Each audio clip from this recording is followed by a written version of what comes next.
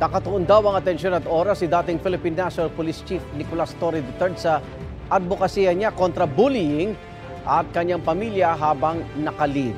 Sa eksklusibong panayon ng GMA Integrated News kay Torre, tinanong siya kung posibleng mag-early retirement siya matapos sibakin. Lagi una ka sa balita ni Marisol Abduraman, exclusive.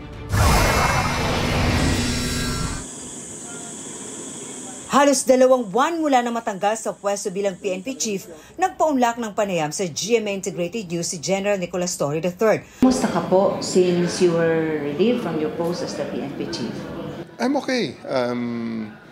Life goes on at exploring new things to do in life, looking at life after the PNP. Aktibo pang miyembro ng PNP ang 4-star general na si Torre. Have you thought or contemplated on having an early retirement instead?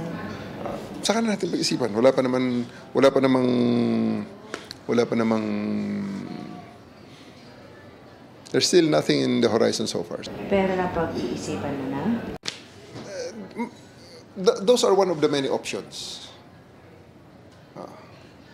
Those are among the options. That's among the options na available sa atin. Nang tanungin kung bakit naisip niya ang early retirement, maraming gawin, and then let's observe first before we make the decision. Ano ba talaga ang rason o sa tingin mo ang rason kung bakit ikaw ay nire-relieve? Hindi ko alam. Okay? Wala akong masabi dyan sa regarding that matter. Di tanungin niyo kung sino nag-relieve sa akin at kung ano ang basehan. I think the President have already spoken about it in his podcast. Dati nang sinabi ni Torre na wala siyang sama ng loob sa ginawa sa kanya. Kaya tinanong ko ano ang naramdaman niya sa pagsibak sa kanya. Basta ako ay sumusunod lamang. There's really nothing to expound about it. My feelings there is immaterial.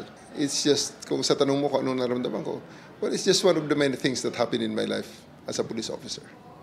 Dating inanunsyo ng palasyo na bibigyan ng bagong posisyon si Torre. Ikaw ba ay nabigyan nga ba ng posisyon? Bibigyan? Ano po ang latest? Wala pa naman, ma'am. There's nothing formal. If ever you will be offered a position formally, will you accept it? Saka na lang natin desisyonan kung ano ang ating gagawin pag may offer na talaga. Naka-leave pa rin hanggang ngayon si General Torre simula nang matanggal sa pwesto. Nakatalaga siya sa Personnel Holding and Accounting Unit ng PNP.